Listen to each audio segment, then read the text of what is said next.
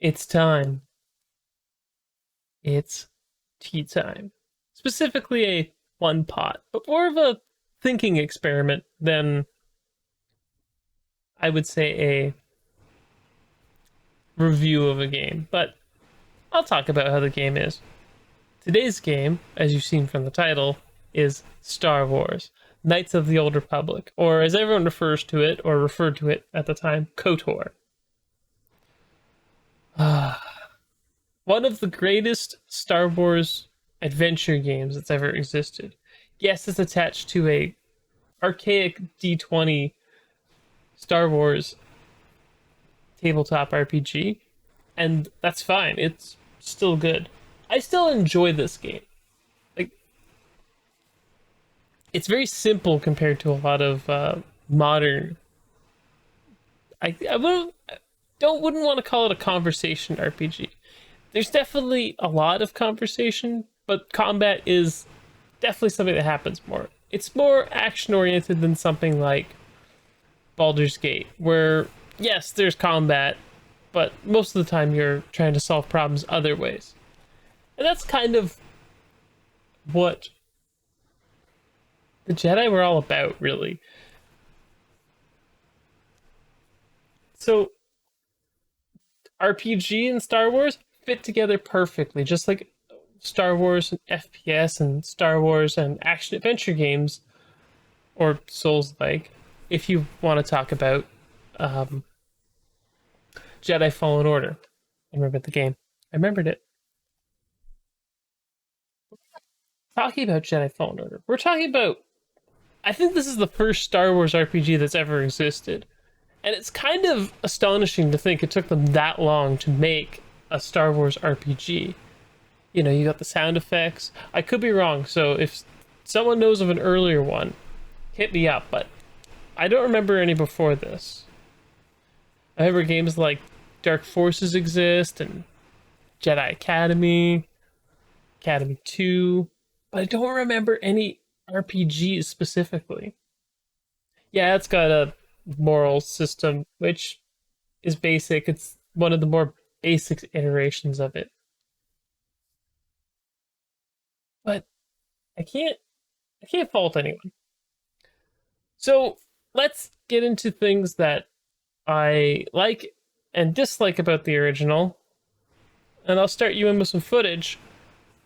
This is recorded on my Series X, running in backwards compatibility with the auto HDR on. It makes the recording look better, but this does work, and I have tried it on the original Xbox. That's actually how I got this. It came with the original Xbox I purchased, which was an added bonus because I like this game, and I have a PC version of it. I still have it. I don't know where it is. I found a picture of it, so I know it exists, but I just don't know where it is. It's in a box somewhere. But anyway, let's get into game discussion. I needed to show you the combat in Knights of the Old Republic so I could explain the biggest, not issue I have, but the biggest concern I have with remaking it. This combat system was not cutting edge or anything. It was kind of par for the course for PC RPGs. Using a tabletop system, plugging it into a computer, and making it run basically in real time. And playing out with animated characters. Do I think that this game could be improved with a system kind of like Final Fantasy VII Remake? I don't think so. I'm not a huge fan of the hit things until you get enough points to do stuff, especially when you have a lightsaber. Lightsabers are kind of ridiculous weapons, and it's going to be interesting when we see vibro swords and other things exist, since we don't really see vibro swords much outside of the one we saw in The Mandalorian. But I know it's a different lore-specific one, but I don't want to spoil anything for anyone who watches or still hasn't watched The Mandalorian. Fiber blades are very interesting in that regard, that it's a sword in Star Wars, which I know was added after the movies, but I don't, it's hard to say, because I remember seeing them in this game and be like, yeah, that kind of makes sense. How it doesn't get chopped in half makes no sense, because it's literally using a sword made entirely of light and light. Pretty hot, especially when it's some sort of laser. So yeah, I think smacking people until you can get points up and doing minimal damage is kind of silly. I think the combat system in most games with a lightsaber is not deadly enough, but if you made it accurate, What is it? I can see games like Jedi Fallen Order just not being as fun because you just decapitate a dude. And that's the other thing that we have to acknowledge, is that even if we're gonna have lightsabers, we're not gonna be able to dismember people. You're gonna see the amount of dismemberment on maybe livestock and droids like you do in Jedi Fallen Order, if they even do it. So no chopping a dude in half, even though that would be wicked to see. This is a team-rated game for violence, only violence. Nothing against torture or use of drugs. It's also funny because there's a couple quests in the game that exist that don't give you dark side points as they stand at the moment. I'm not going to go into any specifics, but I was honestly surprised when I was asked to smuggle spice. If you know what spice is in Star Wars, it's like drugs. So, you know, I think it's like cocaine. It's supposed to be like. What? They paid me to do it. I was like, yeah, whatever. No dark side points. So, I'd like to see consistency across the board on what is light and what is dark.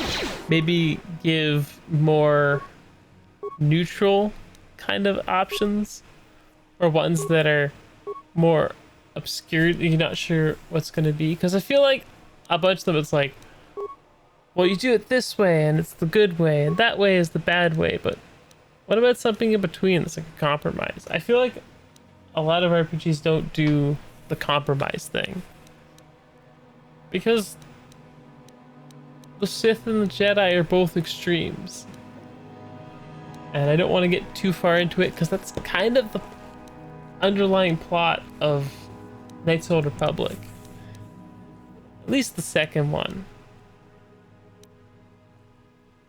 But I'm gonna get back on camera and we're gonna finish up this video. And I'm back. Closing thoughts. I did a quick Google search just to see if I was forgetting something. But it would appear that they never made any more Star Wars role-playing video games after the Holy Duality? The first two fantastic Knights of the Old Republic games. They was never another Star Wars RPG. There was that MMO, but yeah. Okay. Video game publishers, developers, and whoever, Disney. Ideas for a Star Wars RPG. galaxy trotting bounty hunter who accidentally comes onto a plot and gets stuck in the middle of a war and ends up having to do stuff. You can decide which side of the war you take. You have your light side, dark side thing, even though bounty hunters are basically neutral and will just do whatever for money. Okay, that's number one. Number two, something a little more basic. You are a survivor of a crash on a planet. You could be Republic or Sith. I guess you could just decide. And you have to survive and find a way off the planet. Now, I'm not saying go full on survival mechanics, but make it kind of like Star Wars Wasteland or Star Wars Fallout, you know, where you need to use computer skills and things. And the planet's basic, there's like a city there and it's abandoned, and you need to figure out what happened, or just assume it was abandoned because of the ship. Goal will be trying to find a way off the planet. Interesting idea. How about something more scary? You know, take that premise of being stuck on a planet, but have it be like that episode of Star Wars as an enemy mine, which I think is based off of a book. I can't remember the name of the book, but I think it was called Enemy Mine, where you're stuck on the planet with like Sith or whatever, and you've taken them captive or whatever, but you realize if you want to get off the planet, you're gonna have to work with the bad guy, or vice versa. You could play either side maybe, and you need to come to like a conclusion, or just a consensus or whatnot. Could be interesting. I think you could also do some fun things with horror in the Star Wars universe. I think you could totally have an outbreak of something on a planet, and a bunch of people just trying to survive. You could do Star Wars anything, and you don't need to have Jedi. You could do another, lone Jedi wandering the galaxy to try and save it from itself. And I'm not against that idea. I just think you could have just as much fun doing like a bounty hunter one. Basically, just cyberpunk in space. Perfect. So that's it for me on Knights Old Republic. Join me Tuesday for a stream where I'll probably play something. I think we're just going to start on the Halloween game. Let's get the Halloween spirit going a little early. I think we're going to start with Pumpkin Jack. And if I beat Pumpkin Jack before the end of October, I will play something spooky. Spooky. But unfortunately, I will not play Alan Wake Remastered on stream because of licensed music. I really love that game. I would really love to just play it for you. Thank you so much for watching. I will see you next week or Tuesday for more me. Until next time. Atane.